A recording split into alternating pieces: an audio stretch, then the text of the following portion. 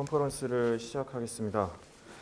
안녕하세요. 저는 진단검사의학과 김무별입니다. 오늘 발표는 최근 실제로 우리 병원에 도입된 혈소판 기능 검사 장비를 활용하고 이해하시는 데 도움되는 내용들로 준비해 보았습니다. 최신지견을 말씀드리는 학술 컨퍼런스 시간이지만은 실제 도입된 장비 위주로 말씀드리는 게 좋을 것 같고, 학술에서도 설명하지 않은 저 나름대로 찾은 자료들이랑 문헌들 말씀도 드리도록 하겠습니다.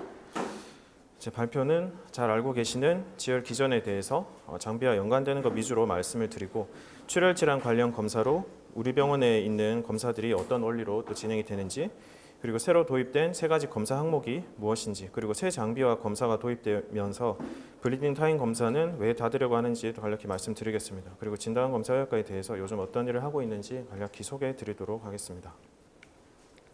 먼저 지혈 기전에 대해서 개략적으로 정리를 해보면은, 먼저 혈관 수축과 혈소판 응집까지의 1차 지혈, 그리고 응고인자 활성화로 피브린 폴리머라이제이션이 일어나는 2차 지혈까지 일어납니다. 그리고 손상 회복에 들어가면은 플라스민에 의해서 지혈 마개가 제거가 됩니다. 지혈에 관여하는 인자들 중에서 혈관계에서는 혈관 내피세포가 다양한 혈관 활성제를 분비하면서 항혈전 작용 또는 응고 촉진 작용을 하게 되겠고, 손상받은 내피에서 폰 빌리브란트 팩터가 분비되면서 혈소판, 백혈구, 결합 촉진 기능도 혈관계에서 이제 하게 되겠습니다. 혈소판은 1차 지혈 과정에서 4가지 기전으로 지혈 마개를 형성하게 됩니다. 각 기전을 살펴보면, 혈소판의 혈관벽 부착은 손상된 내피에서 노출된 이제 콜라겐의 폰 빌리브란트 팩터를 매개로 혈소판이 수용체를 통해서 부착이 되고, 부착이 되면은 혈소판 내에 신호 전달 경로를 통해서 칼슘 이온이 세포질 내로 이동해서 결국은 혈소판 과립이 분비가 되고 스럼복산 A2도 생성이 됩니다. 그래서 혈소판 끼리의 응집은 혈소판 표면에 GP2B3A 리셉터가 피브리노겐을 매개를 해서 응집이 됩니다. 활성화 혈소판에서 유리된 ADP 그리고 스럼복산 A2는 응집 증폭 역할을 하고, 그 중에 ADP는 혈소판 팽창을 통해서 지혈 효과를 높이고 과립 분비 활성화 기능을 하게 됩니다. 혈소판에서 분비되는 여러 물질 중에서 ADP는 P2Y12나 P2Y1, 그리고 스럼복산 A2는 TP, 스럼복산 A2 리셉터를 통해서 작용합니다. 멀티플레이트 검사 항목인 트랩 테스트의 트랩은 스롬빈 역할을 할 수 있게 상품화된 합성 물질로, 풀네임은 스롬빈 리셉터 액티베이팅 펩타이드, 작용 수용체는 PAR, 프로테이즈 액티베이티드 리셉터입니다. 혈소판 응집을 자극하는 이런 물질들이 각 수용체를 통해서 GTP 바인딩 프로테인들을 자극해서 결과적으로 또 더한 이제 과립 분비 혈소판 구조 변화를 일으키게 되겠습니다. 마지막으로 응고 촉진 기능으로서는 혈소판 알파 과립의 내용물인 P셀렉틴의 혈소판 막으로 전이돼서 프로스롬빈 활성화 환경을 제공을 하게 됩니다. 혈소판 기능에 대해서는 4가지를 말씀드렸고요. 혈액 응고는 내인성, 외인성 경로를 통해서 최종적으로 섬유소 형성을 하는 과정을 말하고, 오늘 발표는 혈소판 응집에 대한 내용이 주이므로 장비 검사 원리를 설명할 때 필요한 부분만 조금 이따가 말씀드리도록 하겠습니다. 혈관 손상이 회복이 되면은 섬유소 용해계가 활성화되어서 가장 중요한 인자는 플라스미노겐이 되겠고, 플라스미노겐 액티베이터 즉 TPA와 UPA에 의해서 플라스민으로 변화되어서 섬유소와 섬유소원을 용해시켜서 분해 산물들을 만들게 됩니다. 출혈 질환은 앞서 말씀드린 지혈 작용들의 균형이 깨질 때, 즉 혈소판 응고, 섬유소 용해, 혈구세포, 혈관 어느 한쪽이라도 양적이나 기능적으로 이상이 있을 경우에 출혈이 생길 수 있습니다. 출혈 질환은 다음과 같이 분류를 할 수 있으며, 큰 분류를 확인해 보면 혈관 장애, 혈소판 감소증, 혈소판 기능 장애, 응고 장애, 혈소판 용해 장애 등으로 나누어서 볼 수 있겠습니다. 출혈 질환 관련 검사들을 살펴보겠습니다. 먼저 선별 검사로 BT 플레이트릿 카운트, PTA, PTT 믹싱 테스트가 있고요. BT부터 살펴보자면은 블리딩 타임 BT 검사는 1차 지혈 과정을 반영해 주는 검사고, 아스피린 복용, 혈소판 기능 이상, 혈관 장애 시 연장이 되게 되겠습니다. 출혈 질환의 민감도 특이도가 낮아서 선별 검사에 부적합해서 대학에서는 이미 대부분 폐기된 검사입니다. 플레이틀릿 수치는 4만보다 낮으면 출혈 경향이 현저히 증가, 2만 밑으로는 자연 출혈 위험이 있습니다. 4만 개 마이크로리터 4만 개 이상에서 출혈 경향이 있으면은 혈소판에 수적 이상이라기보다는 기능 이상 혹은 응고 장애와 관련이 있는 환자임을 시사를 하겠습니다. PT 검사는 환자 혈장에서 혈소판을 빼고 외인성 경로를 자극하는 물질들을 첨가한 후에 응고 형성까지의 시간을 측정합니다. 외인성 경로, 공통 경로 관련된 응고인자 평가 검사가 되겠으며 우리 검사실에서는 매 시약 로트마다 다른 스럼보플라스틱 민감도 값을 기기에 입력해서 결과를 보정하고 있고 기기 도입 시에 이제 해당 지역, 즉 우리 병원에 내원한 정상인 120명의 결과값을 이용해서 자체 참고 범위를 산정해서 적용하고 있습니다. APTT는 PT와 유사하지만 이제 내인성 경로를 자극할 수 있는 물질들을 첨가하며 내인성 경로와 공통 경로 인자, 결핍 또는 억제 인자 존재 시에 연장이 되게 되겠습니다. 이것도 시약 인지제일 성분마다 제조사마다 달라서 검사 시 자체 참고 범위 설정이 필요해서 설정을 하고 있고요. 해서 사용하고 있고요. 헤파린 투약 환자에서 치료 범위는 참고치 평균 우리 낸 참고치 평균의 30세컨드에 1.5에서 2배. 우리 병원에서 헤파린 치료 범위는 45에서 60으로 제한하고 있습니다. 이 슬라이드에서 언급드릴 믹싱 테스트와 TT 검사는 외주 검사로 진행하고 있습니다. 믹싱 테스트는 잘 아시겠지만 PT와 APT가 연장된 환자에서 응고인자가 결핍된 건지 억제제가 있어서 그런 건지 감별하기 위한 검사로 환자 혈청과 혼합 정상 혈장을 동량 혼합해서 검사가 진행되겠습니다. 스롬빈 타임 TT는 과량의 트롬빈을 간 후에 피브리노겐이 피브린으로 전환되어 응고에 형성되는 시간을 보고 섬유소 원의 이상 질환을 선별 검사하는 곳에 그리고 도학 모니터링에도 쓴다고는 학술적으로는 제시되는데 임상 현장에서 TT가 이거 모니터링으로 잘 쓰이지는 않는 것 같습니다. 선별 검사 외에 출혈 질환 관련 검사를 혈소판 기능 검사 위주로 말씀을 드리려고 합니다. 혈소판 기능 검사는 혈소판에 수적 이상이 없는 출혈 질환에서 혈소판의 이제 기능 이상을 감별하는 검사로 최근 들어서는 항혈소판 약제에 대한 내성이나 출혈성 경향 증가에 대한 검사로도 많이 이용이 됩니다. 혈소판 기능 검사의 표준 검사로는 이제 광투과도를 보는 광투과 혈소판 응집 검사 (LTA가) 있는데 이 검사는 개별 검사실보다는 대형 수탁기관에서 말 그대로 표준 검사를 시행하고 있고 혈소판 응집에 관여하는 각각의 작용제에 따라서 광투과도가 최대 증가하는 정도를 관찰을 합니다. 혈소판 기능 검사 중에서 교류 저항 혈소판 응집 검사는 아까 직전에 말씀드린 LTA에서 보는 광투과도가 아니라 전극에 혈소판이 붙으면서 저항이 증가하는 정도를 파악하는 검사로 우리 병원에 도입된 멀티플레이트 장비가 이 검사 방식에 해당됩니다. 혈전탄성 묘사도 TEG 검사는 응고 전반에 대한 정보를 측정하고 혈관 시술이나 수술실에서 현장 검사 장비로 들어가기도 하는데요. 개인차가 있고 표준화가 어려운 점이 있어서 제한적으로 사용되고 있습니다. 출혈 질환 감별을 위해서는 각 응고 인자에 대한 검사 그리고 폰 빌루멘트 인자 검사들을 시행할 수 있겠는데요. 오늘 발표 시간에는 이렇게 잠깐 언급만 드리고 넘어가도록 하겠습니다. 이제 섬유소 용해 검사로는 FDP는 섬유소와 섬유소원의 용해 후에 나타나는 D와 E 분절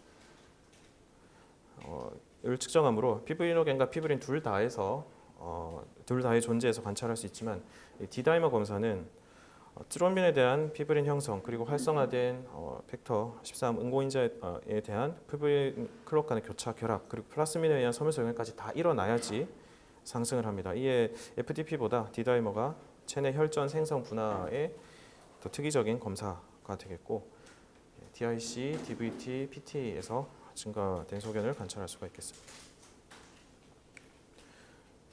검사들을 쭉 말씀을 드렸는데요. 기기 사진을 한번 소개해 드리려고 했는데 오류가 나서 보시면 안 돼요. 여기까지 지혈 기전과 출혈 질환 검사에 대해서 정리해 보았고 우리 병원 검사실의 멀티플레이트 장비에 대해서 말씀드리도록 하겠습니다. 멀티플레이트 장비는 신경과 순환기, 혈관외과 등에서 혈소판 약물 반응 검사를 시행할 수 있고 수술 전 출혈 예측 검사 그리고 혈소판 관련 질환 여부 판단에 도움이 될 수 있겠습니다. 본 장비를 통해서 얻을 수 있는 이점은 특정 혈소판 수용체 자극에 대해서 환자 혈소판이 기준치보다 과하게 반응하면 혈전이 생길 위험이 있다. 그리고 반응도가 너무 낮으면 출혈이 생기니 환자 상태를 파악하고 테라피틱 윈도우 내에서 관리되도록 도움을 줄 수 있다는 것입니다.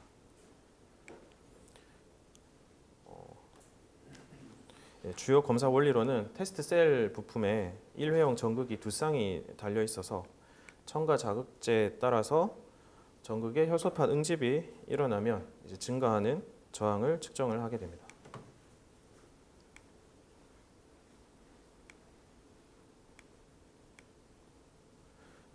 시간에 따른 저항의 증가 그래프에서 이 면적을 유값으로 보고드리게 되겠고요. 매 검사 시마다 자동적으로 두 쌍의 전극에서 결과가 보고되므로 한 번의 검사로 재현성까지 확인할 수 있는 장점이 있습니다. 제 검사실에서 운영하게 되는 세 가지 시약. X 쳐놓은 거는 한국엔 들어오지 않는 시약이기 때문에 업체에서 X 쳐놨고요.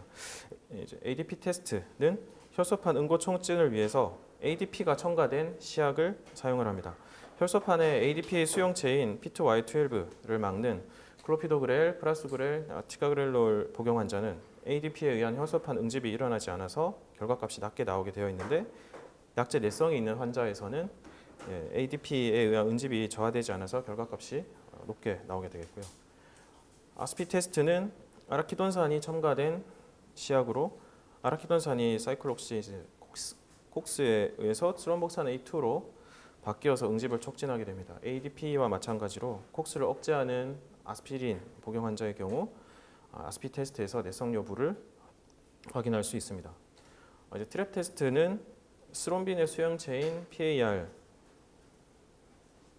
스롬빈을 대신한 합성 물질인 트랩이 작용하여서 혈소판 응집이 촉진이 되게 됩니다. 스롬빈은 혈소판 응집 외에도 피브린 형성을 통해서 검사 전극 저항을 증가시키기 때문에 혈소판 표면의 PAR에만 작용하는 합성 트랩을 시약으로 사용을 하게 되겠습니다. 트랩 테스트의 유용성에 대한 문헌을 살펴보면 포스트 오퍼레이팅 블리딩 유무에서 가장 유의미하게 차이를 보인다고 볼 수 있는 게 좀 너무 밑에 제가 배치를 했네요. MEA 즉 멀티 일렉트로드 에그리고메트리 즉 멀티플레이트 장비에서 트랩과 ADP 이게 이제 포스트 오퍼레이팅 블리딩 유무에서 다른 비교한 팩터에 비해서는 가장 유의미하게 차이를 보이고 있다. 그리고 검사 결과와 블리딩 양을 따져보면은 ADP 테스트 값이 낮을수록 시비어 블리딩 환자가 많은 것을 볼 수 있고 트랩 테스트에서는 트랩 테스트 값이 낮을수록 포스트 오퍼레이팅 블리딩이 이제 적은 환자보다 많은 환자들이 비율이 높아지는 것을 볼 수가 있습니다. 기준치를 놓고 살펴보면 먼저 트랩 테스트에서 저희 병원에서도 마찬가지로 제시하는 기준치 75를 넘으면은 이제 305명의 75 기준이 넘었다 하는 환자 중에 14명만 시비어 블리딩을 보였습니다. 반면에 기준치인 75보다 낮은 수치를 보인 환자 56명 중에서는 13명이 시비어 블리딩을 보였습니다. 컷오프 75보다 낮은 결과가 나오는 환자들에서 실제 시비어 블리딩을 보이거나 혈소판 질환이 있을 확률이 높지는 않은 편이지만 이제 75 이상으로 나온 경우에서 시비어 블리딩을 보이지 않을 확률이 95%에 달아서 아주 낮은 선별 검사로서 유용하게 쓸 수 있다. 해서 75가 넘으면은 시비어 블리딩 보일 확률이 굉장히 낮음으로 유용하다. 물론 낮았을 때 75 컷오프보다 낮아서 이상 출혈 위험이 있다고 했을 때 실제로 시비어 블리딩 보일 확률은 23% 정도로 낮은 편이기는 합니다.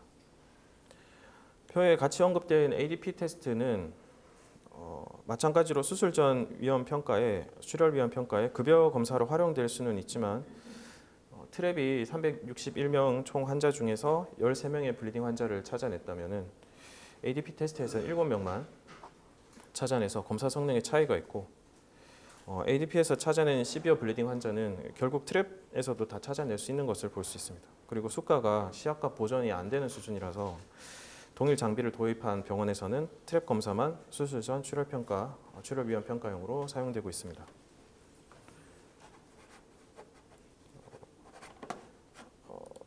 아래쪽에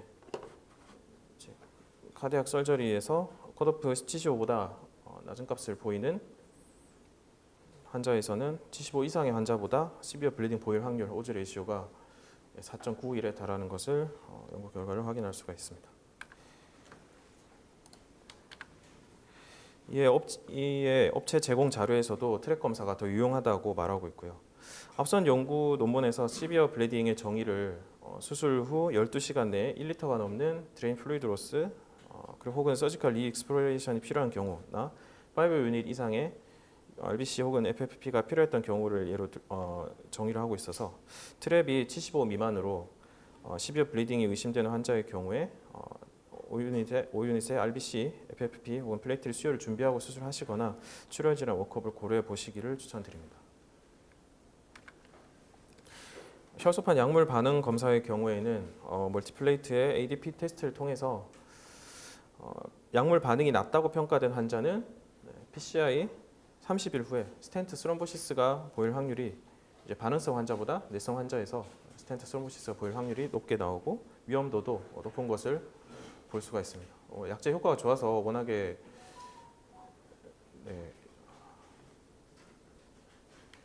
잘 안 생기긴 하지만 반응 검사를 통해 가지고 스텐트가 생기는 환자들을 좀 더 잘 찾아낼 수가 있겠습니다.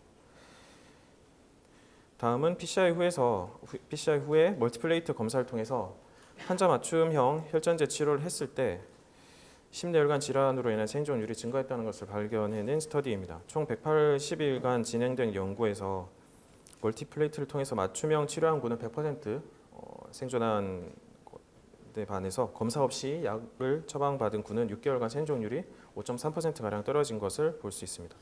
사망 원인으로는 총 192명 중에 스텐트 스럼보시스 4명, MI 3명, 이스케믹 스트로크 2명, 카디악 데스 3명으로 나타났습니다. 검사 결과는 다음과 같이 그래프와 U 단위 값으로 나타나게 되겠고 검사 결과 리마크란에 컷오프를 기재를 드리고 있습니다. 정상적으로는 이제 아스피린 치료를 받는 환자는 아스피 테스트에서 응집이 안 일어나고 플라빅스 치료를 받는 환자에서는 ADP 테스트에서 응집이 안 일어나야 합니다. 하지만 플라빅스를 75mg 하나 복용하는 환자에서 높은 응집이 보인다면 해당 약제에 대한 내성이 있는 것으로 판단되며 복용량을 늘려서 ATP 값이 줄어든 혈소판 응집이 저하된 것을 확인할 수 있습니다. U값은 아직 U값으로 환산이 안 된 검사라서 이제 그래프에 이제 변화 경향만 약제 변경을 통해서 변화된 경향만 살펴보시면 되겠습니다. 혹은 이제 클로피도그렐의 반응을 안 보이는 환자, 클로피도그렐을 먹었으나 리스폰스가 없이 혈소판 응집이 너무 잘 되는 환자에서 약제를 바꾸어서 투약하면 응집이 저하되는 것을 확인하는 쪽으로 검사를 활용할 수도 있겠습니다. 여기까지 멀티플레이트의 유용성에 대해서 말씀을 드렸고 이제는 BT 검사를 중단해야 되는 이유에 대해서 간략히 말씀드리겠습니다. 외과 헌법에서도 말씀드렸는데 좀 더 간략히 말씀드리도록 해보겠습니다. 우선 검사 성능이 떨어집니다. 검사가 선별 검사로 쓰여야 하는데 민감 특이도가 30%로 낮아서 이제 실제 출혈 질환이 있는 환자에서 30%만 양성이 뜨게 됩니다. 의미가 떨어지고 기기가 아닌 사람의 감대로 검사하다 보니 표준화가 어렵고 환자와 검사자 모두가 불편하며 그에 비해 수가가 너무 낮습니다. 100년 전 방식을 그대로 쓰고 있으며 그나마 개선된 건 찌르는 기계가 나온 건데 이마저도 낮은 수가로 인해서 들여온 업체가 없고요. 제대로 시행하려면 환자가 4분 대기하면서 한 자리에 앉아서 30초마다 혈액이 묻어나지 않는지 확인해야 되는데 이 과정에서 환자와 검사자 모두가 큰 불편을 느끼고 경상대에서는 2015년부터 중단했고 대형 병원에서는 대부분 중단된 검사입니다. 올해 진검충계학회에서 BT 검사가 언급이 되었는데요. 바로잡아야 할 검사 권고안에서 진단검사학과에서는 5개 권고안이 제시되고 있는데 그 중에 하나가 BT 검사를 시행하지 않는다입니다.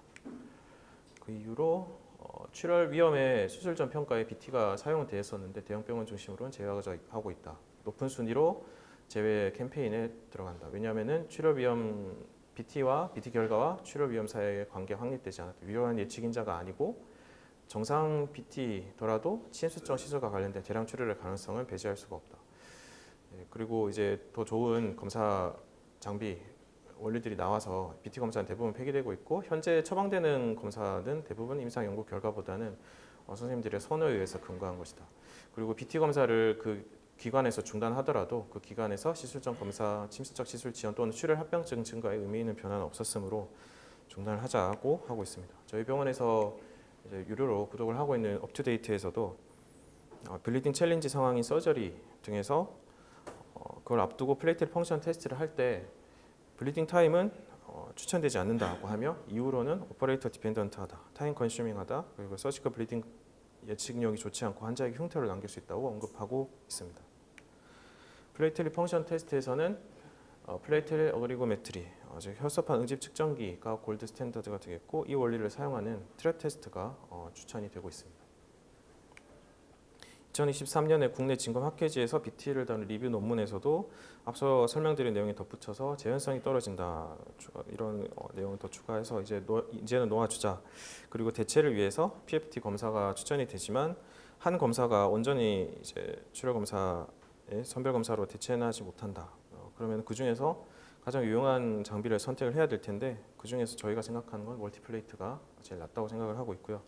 그 이후로는 구체적인 가이드라인에서 추천하는 장비가 되겠고 재현성이 높고 수술 전 출혈 위험 평가 및 항혈소판 약제 내성 검사도 같이 시행할 수 있고 한 번에 5개씩 할 수 있어서 이게 되게 유용합니다. 검사 처리 속도 자체가 더 높고 검체 필요량도 낮아서 검사실에서 사용하기에 유용하고 특히 트랩 테스트는 비급여로 시행이 되기 때문에 이게 뭐 그냥 값만 비싼 게 아니라 유용하면서 그에 마땅하게 검사 값도 책정할 수 있기 때문에 여러모로 지금 병원에 필요한 가장 우수하다고 생각하여서 멀티플레이트를 채택하여서 이제 들여왔습니다. 트랙 검사가 이제 비급여 검사인데 거기에 대해서 이제 오더를 내는 거에 대해서 걱정되시는 부분이 있을 것 같은데요. 이 검사는 인정 비급여 검사로 복지부 산하 신의료기술로 효능과 안전성 인정받은 의료기술 항목. 그래서 이 항목 해설에 부합하고 가격이 터무니없지만 않으면 업체에서도 보험 관련 문제는 보고된 바가 없다고 해서 우리 병원에서 이렇게 사용을 하면은 문제가 없습니다. 다른 병원에서도 동일하게 5만 원을 책정해서 사용을 하고 있습니다. 트랩이 좋은 검사인 건 알겠는데 5만 원이라는 금액이 부담스러울 수 있다. 환자들이 느끼기에 아니면 작은 시술이나 수술에 비해서 검사비가 비싸다고 느끼실 수가 있어서요.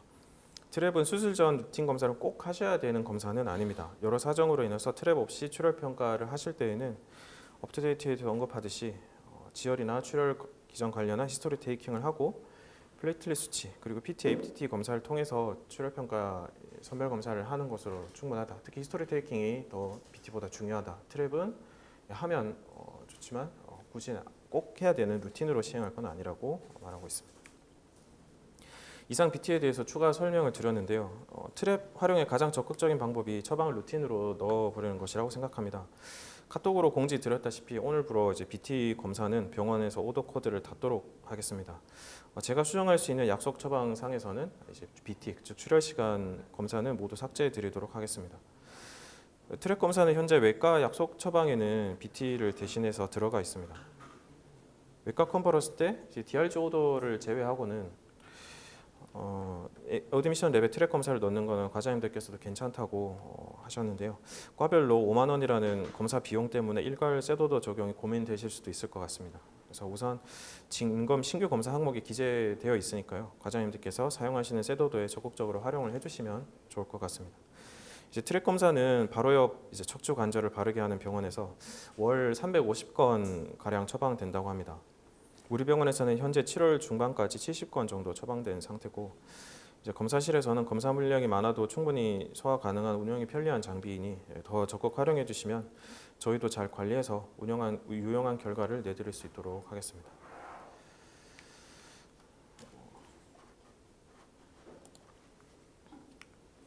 이제 장비 제조업체인 로슈사에서 이제 슬로건이 바로 Doing Now What Patient Need Next라고 소개하고 있는데 환자가 필요한 것을 미리 알고 지금 시행하는 것이 중요하다. 요즘 제일병원도 미래를 내다보고 진료와 병원 운영에 힘쓰고 계신 상황과 일맥상통하는 것 같아서 소개를 드렸고요. 멀티플레이트도 지금까지 사용하고 있었던 우리 병원에서 사용하고 있었던 검사는 아니지만은 환자의 출혈 위험을 좀 더 줄여서 미리 대처를 준비를 하고 혈소판 약물 사용에 조금 더 미리 도움을 줄 수 있는 검사라고 생각이 됩니다. 이제 간략하게 진단검사학과가 무슨 일을 하고 있는지 설명드리려고 하는데요. 진단검사학과는 검사를 하는 과. 검사를 하는 과에는 이제 영상도 있고 병리도 있고 진검도 있는데 이제 검체를 가지고 검사를 하는 게 병리과랑 진검이 되겠고 그 두 과의 구분은 러프하게 이제 어떤 검체를 하느냐, 조직 검체를 다루는 게 병리과, 체액을 하는 게 진단검사학과 되겠고요. 저희가 지금 제일 중점적으로 하고 있는 거는 우수검사실 신임 인증. 이거를 하면은 뭐 그냥 인증받고 끝나는 게 아니라 이거를 하려면 해야 되는 모든 검사 항목에 대한 내부 외부 정도 관리들을 꼼꼼하게 하고 서류로 남겨야 되기 때문에 그런 것들을 통해서 검사실 자체 수준 그리고 검사 결과를 좀 더 믿을 수 있게 해주는 과정이 되겠고 9월에 인증을 받을 예정이고 질가산료가 인상이 될 것으로 기대되고 있습니다. 저희 지금 뭐 지난번에 외출 소개해 주신 거에서 영상이랑 합쳐서 100억 원 가량의 이제 줄여서 질가산료가 퍼센테이지 단위로 올라가게 되면은 이제 병원 경영에 좀 도움이 될 것으로 생각하고 있고요. 신민도 조사 사업에도 참여 중인데 이거는 이제 진검재단에서 기준 검차를 발송해서 각 기관마다 결과를 비교해서 억셉터블 하냐, 언억셉터블 하냐 이거를 따지게 되는데 거기서도 참여를 하고 있고 저희 병원에서는 제가 오기 전에도 99% 100% 정도의 이제 검사 결과 정확도를 보이고 있는 좋은 검사실로 운영되고 있었고요. 계속해서 잘 참여하고 새롭게 도입되는 검사에 대해서도 신규로 항목으로 참여를 하고 있습니다. 이제 공지 계속 드렸다시피 MTN 통해 가지고 사스뿐만 아니라 멀티 PCR 시행할 수 있는 기기들 도입이 됐고 이제 분별자면 정량은 검진에서 정량 검사로 내야 된다 하는 항목이 있어서 또 도입을 했고 이번에 멀티플레이트 그리고 이번 달에 수혈 검사 자동화 장비가 들어오게 되는데요. 이렇게 되면은 사람 손으로 했을 때 뭐 지금까지 그런 문제가 없긴 했지만 오류를 줄이고 또 안티바디 스크리닝 테스트를 루틴으로 추가를 해서 임상적으로도 유용하게 정보를 더 드릴 수가 있게 되겠고 미생물 검사도 자동화 장비를 지금 메인터넌스가 너무 안 되는 장비라서 이것도 개선해서 9월쯤에 들어올 예정. 그리고 앞으로는 시약 검사 시약비가 거의 안 들어가는 수익이 잘 나면서 저희 병원에서 유용하게 쓸 수 있는데 아직 안 들어와 있던 장비들 위주. 아니면은 이제 이미 들어와 있는 장비에서 시약값이 좀 더 저렴하고 이제 더 좋은 장비 개발돼 있는 것들 위주로 천천히 이제 더 들어올 것도 고려를 하고 있습니다. 그리고 외주화 비급여 검사 코드도 계속해서 오픈하고 있고 전문의 판독이 필요한 검사들이 나가고 있고 전문의로서 건강검진 판독과 상담도 진행이 되고 있습니다. 그리고 우리 익숙한 얼굴 선생님들 병리사 선생님들 검사실에 있는 선생님들 잘 모르실 것 같았는데 다 알고 계시더라고요. 익숙하신 얼굴들이 보일 텐데 저희 이제 인증 받는 항목 중에 하나로 진단검사학과 미션을 정해라 해서 이제 시장님이랑 다른 선생님들이랑 같이 뭐 약간 뻔한 얘기이기는 할 수 있는데 당연하지만 꼭 지켜야 될 이런 미션과 핵심 가치들 그리고 행동 지침들을 정해서 간단하게 미션 선포식도 하고 사진도 찍고 한 마음으로 이제 지역에서 우리가 본이 되는 검사실로 운영을 하자 이렇게 결의를 또 했고요. 매달 한 달에 한 번 또 이것도 인증 문항에 맞춰서 병리사 선생님들 교육도 진행을 하고 있습니다. 컨퍼런스는 여기서 마무리하도록 하겠습니다. 네, 감사합니다. 사랑 제일, 행복 제일, 건강 제일, 진주 제1병원